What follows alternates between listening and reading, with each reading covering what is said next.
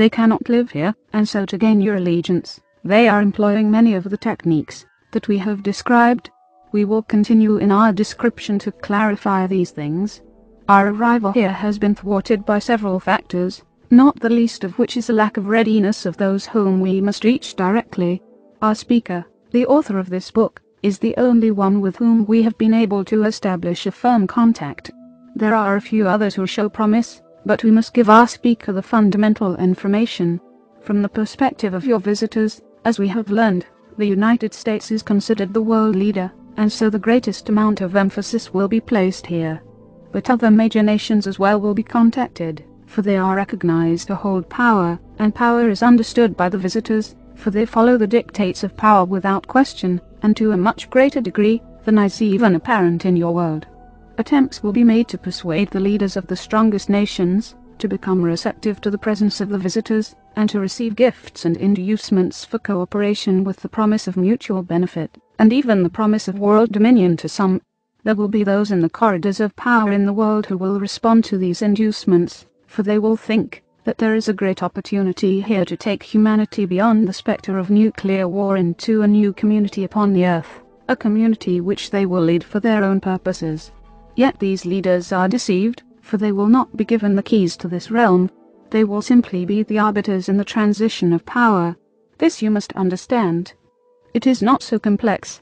From our perspective and vantage point, it is obvious. We have seen this occur elsewhere. It is one of the ways that established organizations of races who have their own collectives recruit emerging worlds such as yours. They believe firmly that their agenda is virtuous, and for the betterment of your world, for humanity is not highly respected, and though you are virtuous in certain ways, your liabilities far outweigh your potential, from their perspective.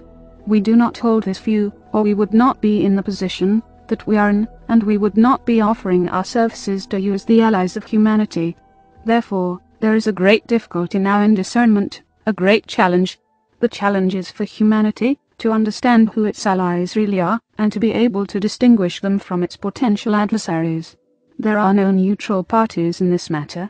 The world is far too valuable, its resources recognized as being unique and of considerable worth. There are no neutral parties who are involved in human affairs. The true nature of the alien intervention is to exert influence and control, and eventually to establish dominion here. We are not the visitors. We are observers. We claim no rights to your world, and we have no agenda to establish ourselves here.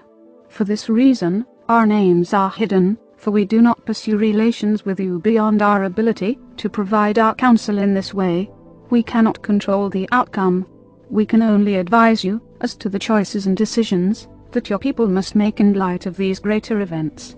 Humanity has great promise, and has cultivated its spiritual heritage, but it is without education regarding the greater community into which it is emerging.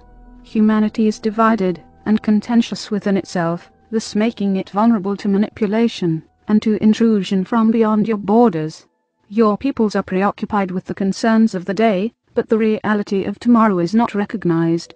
What profit could you possibly gain by ignoring the greater movement of the world, and by assuming that the intervention that is occurring today is for your benefit? Surely there is not one amongst you who could say this, if you but saw the reality of the situation. In a way, it is a matter of perspective. We can see and you cannot, for you have not the vantage point. You would have to be beyond your world, outside the sphere of your world's influence, to see what we are seeing. And yet, to see what we see, we must remain hidden, because if we were discovered, we would surely perish. For your visitors consider their mission here to be of the utmost value, and they consider the earth to be their greatest prospect among several others. They will not stop because of us. So it is your own freedom that you must value, and that you must defend. We cannot do this for you.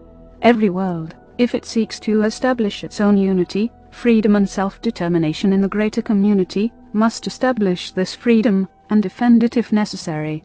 Otherwise, domination will certainly occur, and will be complete. Why do your visitors want your world? It is so very obvious. It is not you they are interested in particularly. It is the biological resources of your world. It is the strategic position of this solar system. You are useful to them only insofar as these things are valued, and can be utilized. They will offer what you want, and they will speak what you want to hear. They will offer inducements, and they will use your religions and your religious ideals to foster confidence and trust that they, more than you, understand the needs of your world, and will be able to serve these needs to bring about a greater equanimity here. Because humanity seems incapable of establishing unity and order, many people will open their minds and their hearts to those whom they believe will have the greater possibility for doing so. In the second discourse, we spoke briefly of the interbreeding program. Some have heard of this phenomenon, and we understand there has been some discussion about this. The unseen ones have told us that there is a growing awareness that such a program exists, but incredibly people cannot see the obvious implications, being so given to their preferences in the matter, and so ill-equipped to deal with what such an intervention could mean. Clearly, an interbreeding program is an attempt to fuse humanity's adaptation to the physical world with the visitor's group mind and collective consciousness. Such offspring would be in a perfect position to provide the new leadership for humanity, a leadership that is born of the visitor's intentions and the visitor's campaign. These individuals would have blood relations in the world, and so others would be related to them, and accepting of their presence. And yet their minds would not be with you, nor their hearts. And though they may feel sympathy for you in your condition, and for what your condition may well turn out to be, they would not have the individual authority, not being trained in the way of knowledge and insight themselves, to assist you, or to resist the collective consciousness that has fostered them here, and given them life. You see, individual freedom is not valued by the visitors. They consider it reckless and irresponsible. They only understand their own collective consciousness, which they see as privileged and blessed. And yet they cannot access true spirituality, which is called knowledge in the universe, for knowledge is born of an individual's self-discovery, and is brought into being through relationships of a high caliber. Neither of these phenomena are present in the visitor's social makeup. They cannot think for themselves.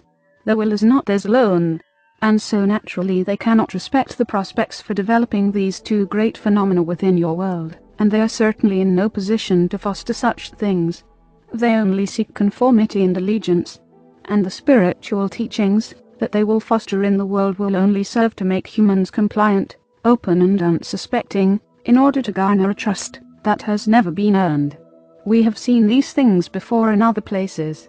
We have seen entire worlds fall under control of such collectives. There are many such collectives in the universe. Because such collectives deal with interplanetary trade, and extend over vast regions, they adhere to a strict conformity without deviation. There is no individuality amongst them, at least not in any way that you could recognize. We are not sure that we can give an example in your own world of what this could be like, but we have been told there are commercial interests that span cultures in your world, that wield tremendous power, and yet are governed by only a few. This is perhaps a good analogy for what we are describing. However, what we are describing is so much more powerful, pervasive and well established than anything that you could offer in the world as a good example. It is true of intelligent life everywhere that fear can be a destructive force. Yet fear serves one and only one purpose, if it is perceived correctly, and that is to inform you of the presence of danger. We are concerned, and that is the nature of our fear. We understand what is at risk. That is the nature of our concern. Your fear is born because you do not know what is occurring, so it is a destructive fear.